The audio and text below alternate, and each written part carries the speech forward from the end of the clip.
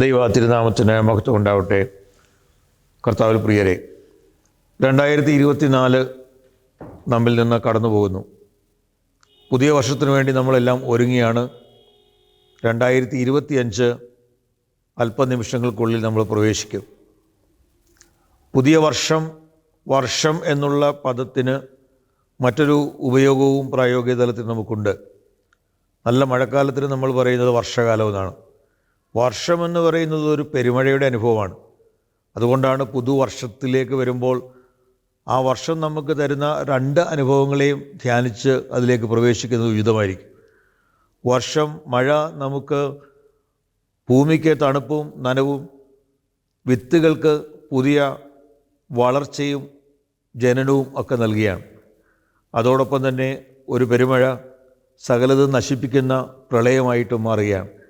ആയതുകൊണ്ട് ഈ രണ്ടനുഭവവും നമ്മുടെ ജീവിതത്തിലേക്ക് ഒന്ന് ഓർത്തുകൊണ്ട് പുതുവർഷത്തിലേക്ക് പ്രവേശിക്കാം.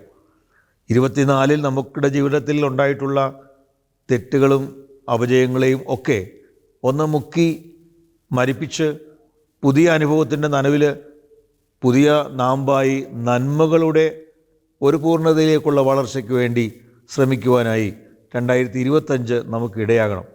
2025 എന്ന് പറയുന്നത് അനുഗ്രഹങ്ങളുടെ വർഷമാകട്ടെ നമ്മൾ ആശംസിക്കുമ്പോഴും നമ്മിൽ നിന്ന് ആയിരിക്കണം എല്ലാം ആരംഭിക്കേണ്ടുന്നത്.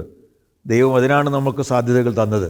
അല്ലാതെ ദൈവം ഒരു വർഷത്തെ മനോഹരമായി നമുക്ക് തരട്ടെ, അതൊക്കെ അനുഭവിക്കാനായിട്ട് നമ്മൾ തയ്യാറാണെന്ന് പറയുന്നതിൻ്റെ പേരല്ല പുതുവർഷ ആശംസ എന്ന് പറയുന്നത്. പുതിയ വർഷത്തിൽ പുതിയ അനുഭവങ്ങളിൽ നമ്മൾക്ക് പ്രവർത്തിക്കുവാൻ അവസരങ്ങളും അതിനുള്ള സാധ്യതകളും ദൈവം തരുന്നതിനെ വിനിയോഗിക്കുക എന്നുള്ളതാണ്. കർത്താവിൽ പ്രിയരെ, നമ്മുടെ ഇടവകയിൽ 31-ാം തീയതി വൈകിട്ട്, അതായത് ചൊവ്വാഴ്ച വൈകിട്ട് 6 മണിക്ക് സന്ധ്യാനമസ്കാരവും തുടർന്ന് സൂത്താര നമസ്കാരവും അതേ തുടർന്ന് വിശുദ്ധ കുർബാനയുമാണ്. വിശുദ്ധ കുർബാന അനുഭവിക്കുവാനായി അന്ന് ഏവരും ഒരുങ്ങിത്തന്നെയാണ് ദേവാലയത്തിലേക്ക് വരുന്നതെന്നറിയാം. എങ്കിലും ഈ സമയം ഒന്നുകൂടെ ഓർമ്മപ്പെടുത്തുന്നു.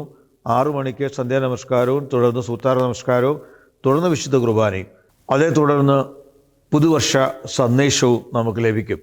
ഈ വർഷത്തെ പുതുവർഷ ധ്യാന ചിന്തകൾക്കും വിശുദ്ധ ആരാധനയ്ക്കും നേതൃത്വം നൽകുന്നത് പരിശുദ്ധ സഭയുടെ സുൽത്താൻ ബത്തേരി ഭദ്രാസനാധിപനായിരിക്കുന്ന അഭിവന്യ ഡോക്ടർ ഗീവർഗീസ് മാർ ബർണബാസ് തിരുമനസ്സുകൊണ്ടാണ്.